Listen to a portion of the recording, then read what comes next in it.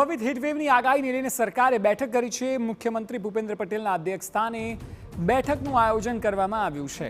હીટવેવની આગાહીને લઈને રાજ્ય સરકાર દ્વારા પ્લાન ઘડાયો છે। નાગરિકોએ હીટવેવ દરમિયાન શું કરવું તે અંગે માર્ગદર્શિકા જાહેર કરાશે। વધુ માહિતી આપી રહ્યા છે સંવાદદાતા કિંજલ મિશ્રા। કિંજલ, જે પ્રકારની ગરમી પડી રહી છે અને આવનારા દિવસોમાં પડવાની છે, તેને જોતા સરકાર સતર્ક હોય તેવું લાગે છે। આ બેઠક ક્યાં થઈ અને તેનો આવનારા દિવસોમાં માર્ગદર્શિકા શું બહાર આવી શકે? બિલકુલ, ગાંધીનગર ખાતે આજે બેઠક હતી તે યોજાઈ હતી।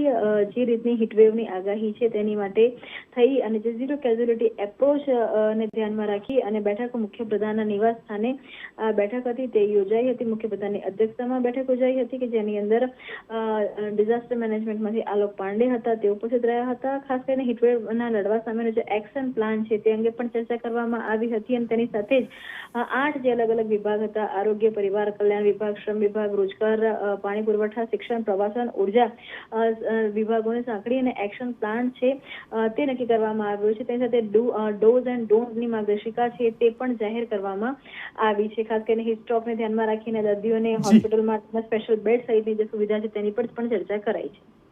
જી બિલકુલ, આભાર સમગ્ર માહિતી બદલ। તો સંભવિત હીટવેવની આગાહીને લઈને આ બેઠક કરાઈ છે। દરેક વ્યક્તિએ પણ સાચવવાની, સાવચેત રહેવાની જરૂર છે, કારણ કે ગરમી આવનારા સમયમાં વધશે।